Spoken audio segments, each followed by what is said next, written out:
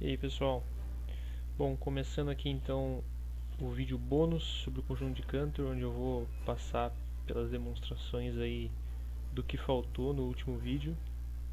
Então a gente começa aqui pelo lema 2,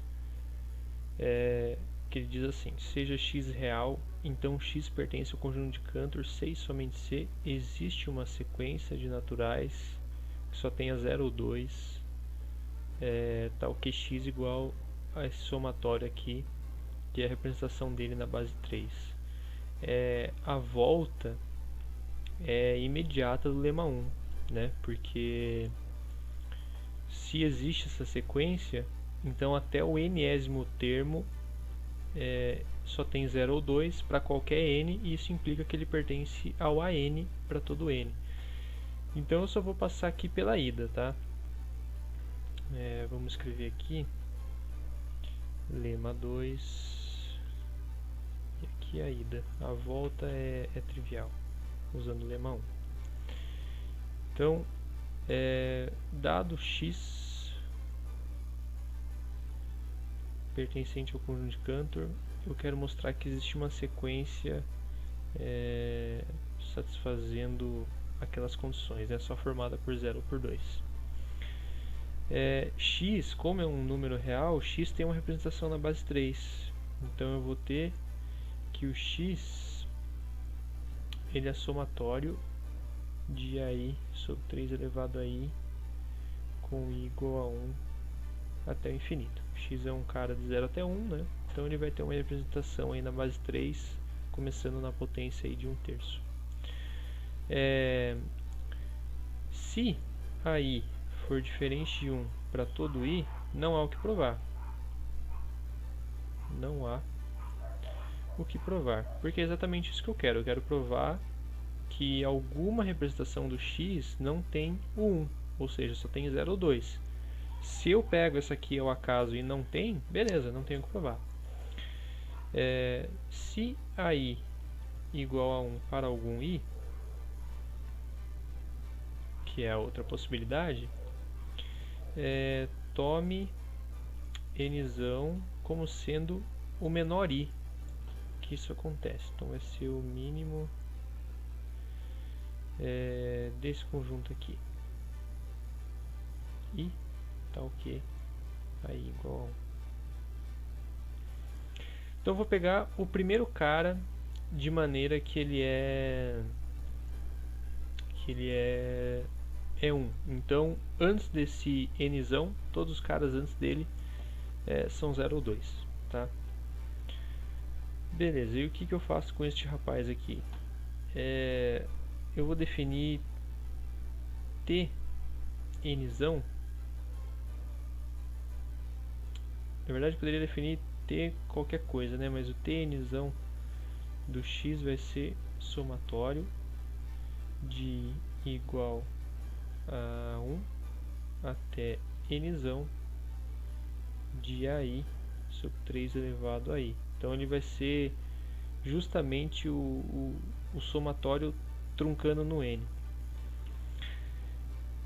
Aí eu tenho algumas possibilidades. Se o AI for 0 para todo I maior do que o nzão, o que vai acontecer? Eu vou poder trocar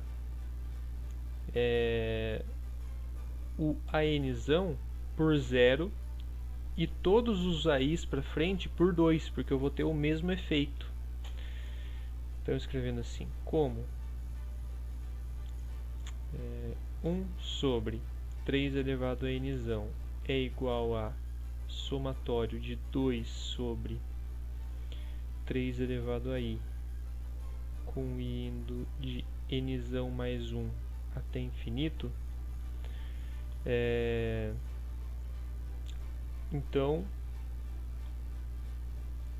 o x vai ser o somatório de igual a 1 até nzão menos 1 de AI sobre 3 elevado a I mais somatório de igual a nzão mais 1 até infinito de 2 sobre 3 elevado a i. Ou seja, a partir daquela representação de x que eu tinha, eu consegui produzir uma representação para o x que só tenha 0 ou 2, porque antes do nzão não tem ninguém que seja 1, porque eu peguei o nzão como sendo o primeiro. Logo, teríamos a tese. Tá? Essa, se o AI for igual a 0 para todo i maior que nzão. Por outro lado, se o AI for igual a 2 para todo i maior do que nzão, eu vou fazer o contrário, né? Eu vou ter que este rapaz aqui é 1 sobre 3 elevado a n, eu vou poder trocar os AIs na frente do nzão por 0, e o AI eu vou poder trocar por 2. Então vou escrever assim, analogamente, obteríamos uma representação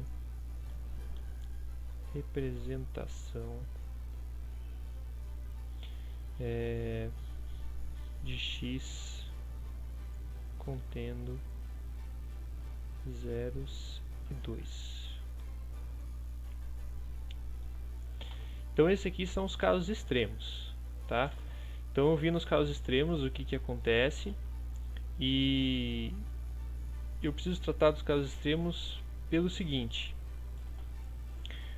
o que é x menos o que eu chamei de tnzão de x? Isso aqui, eu vou escrever aqui na linha de baixo, é somatório de AI sobre 3 elevado a i, com i indo de nzão mais 1 até infinito, tá? Porque o tnzão é quando eu vou truncar a série até o nzão, e o que sobra é só a série do n mais 1 para frente. Eu sei que esses AIs aqui tem algum que é diferente de 0, tá? Porque ele não pode ser todos iguais a 0, porque eu já tratei esse caso. Então eu vou ter que isso aqui é estritamente maior do que 0. E eu sei que esses AIs aqui, algum deles é diferente de 2, porque todos igual a 2 eu também já tratei. Então isso aqui é estritamente maior do que quando eu troco o AI por 2. Somatório de igual a nzão mais 1 até infinito de 2 sobre 3 elevado a i. E isso aqui, eu já fiz essa conta da série algumas vezes, é 1 sobre 3 elevado a nzão mais 1, tá? Ou seja, qual que é a conclusão? Eu tenho 0 menor estrito que x menos tnzão de x, que é menor estrito que 1 sobre 3 elevado a nzão mais 1, tá? Mas o x ele pertence ao conjunto de Cantor, então ele pertence ao ANzão. E pelo lema 1,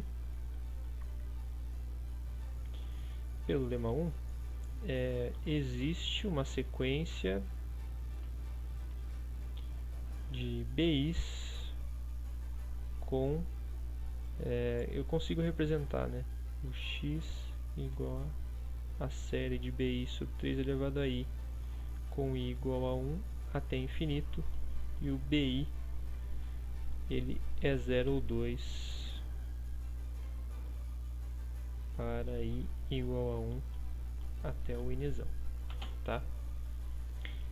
E eu já majorei qual que é a diferença de x menos o Sn de x, que eu chamo lá, né? Então aqui com, não é como, é com x, aliás, vou definir o Sn de x que fica melhor. Sn de x como sendo somatório de BI sobre 3 elevado a i igual a 1 até n, temos, e aí eu já fiz essa continha, né, várias vezes na prova do lema 1, 0 menor ou igual do que o x menos Snzão de x é menor ou igual do que 1 sobre 3 elevado a nzão.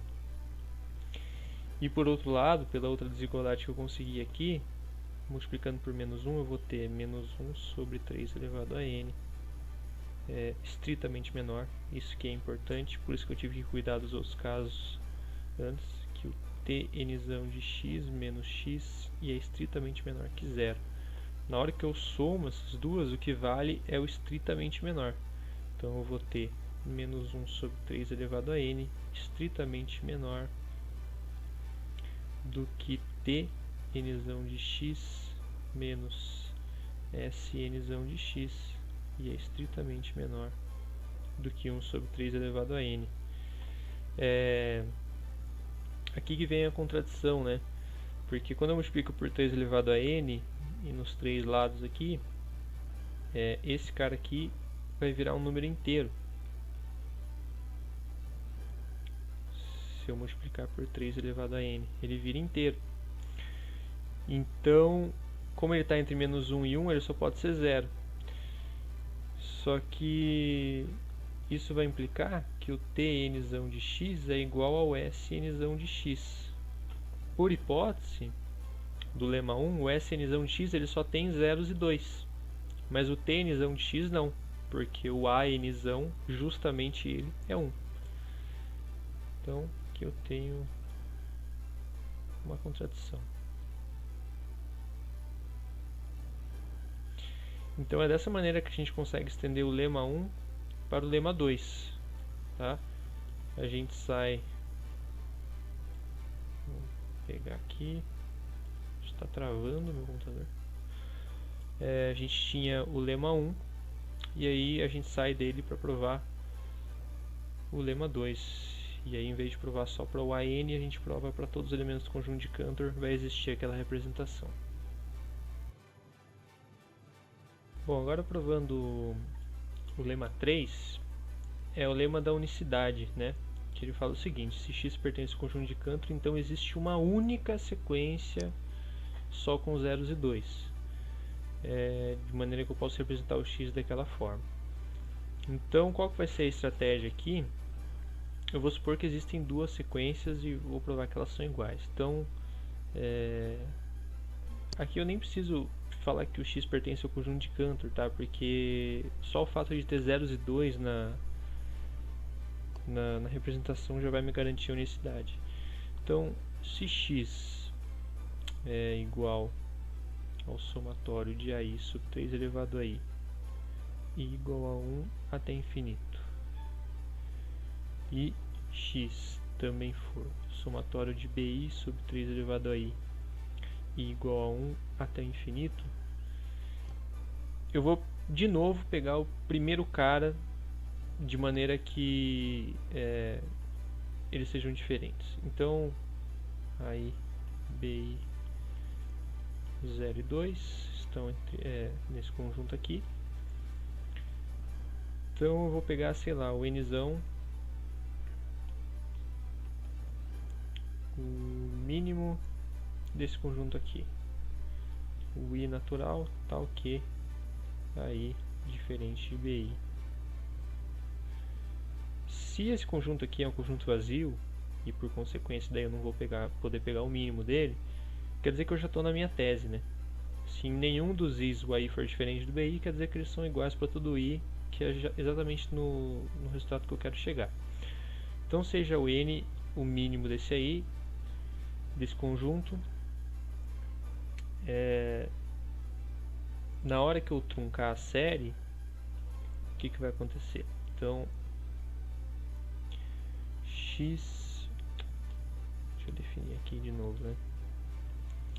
Snzão de x vai ser somatório e igual a 1 tnzão de AI sobre 3 elevado a I, e o tnzão de x vai ser somatório de I igual a 1 até o nzão de BI sobre 3 elevado a I. A gente já sabe, pelas contas, né, que eu já fiz algumas vezes aqui, que o x menos Sn de x, que também vale para o Tn de x, ele é um cara entre 0 e 1 sobre 3 elevado a n, tá? E a mesma coisa vale para o Tn, né? 0 menor ou igual que x menos Tnzão de x, que é menor ou igual que 3 elevado a n. Então eu vou ter, multiplicando a segunda por menos 1 e somando, eu vou ter menos 1 sobre 3 elevado a n menor ou igual que Tnzão de x menos Snzão de x, que é menor ou igual que 1 sobre 3 elevado a n.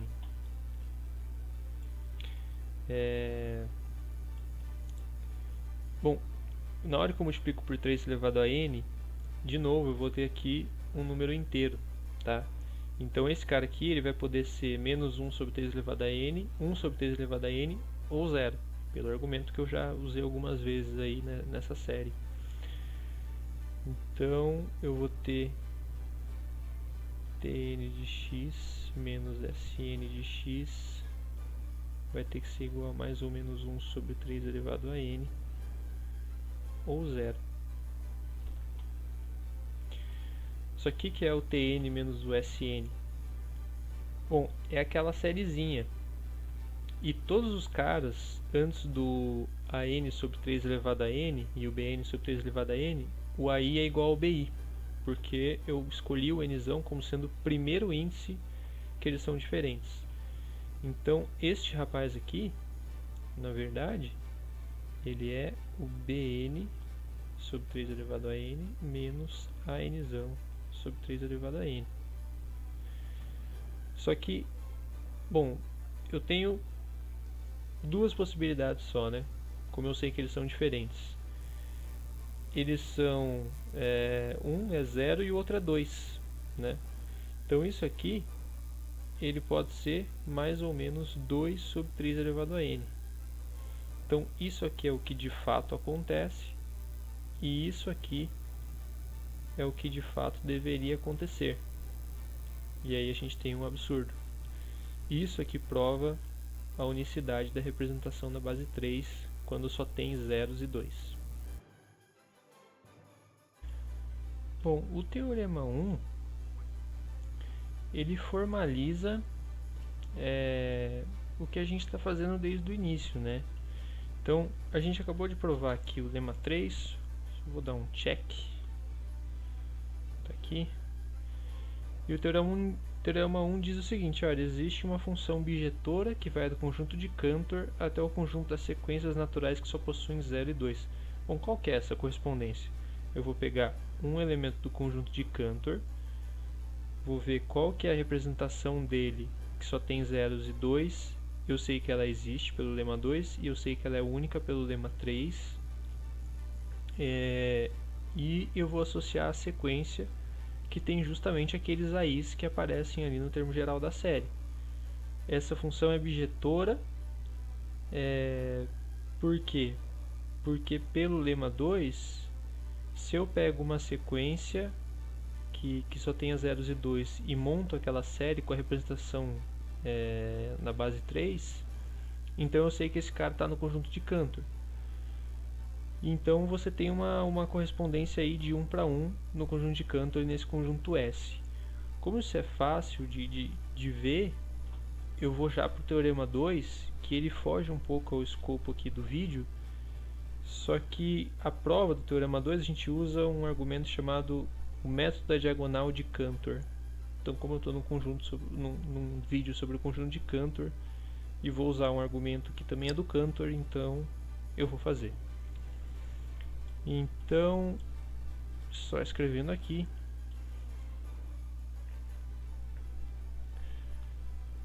não pode existir G que vai dos naturais até esse conjunto aqui,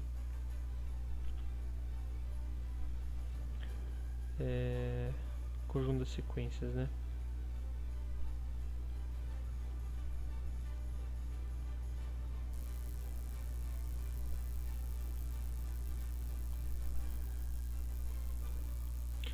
Então as sequências que só possuem zeros e 2, sequências naturais que só possuem zeros e 2. E a gente faz isso por absurdo, né? Suponha que existe. Então não pode existir G bijetora, tá? Bijetora. Suponha G que vai do N até... Isso aqui eu chamei de S, eu vou chamar de S lá atrás. Bijetora. Bom, então existe uma função bijetora que vai dos naturais até esse conjunto S, e eu vou montar uma sequência, ou seja, um elemento em S que não pode ser imagem de ninguém pela função G. E como é que a gente monta essa sequência? Bom, é um jeito bem bonitinho. Então defina xn como seno. Então é uma sequência que ela só pode ter 0 e 2. Então ela vai ser 0 se... Quem que eu vou pegar? O G de N. Então o G de N é uma sequência. Então eu vou pegar o G de N na posição N. Então vai ser o GNN. Se o GNN for 2, eu vou pegar o xn e definir como 0. E eu vou fazer daí o contrário. Se o GNN for 0, eu vou definir o xn como 2. E isso aqui a gente monta de um jeito calculado para que justamente essa xn não possa ser imagem de ninguém. Então beleza, então eu montei essa sequência aqui. Note que xn pertence a S. Então existe um K natural tal que G de K vai ser igual a sequência xn.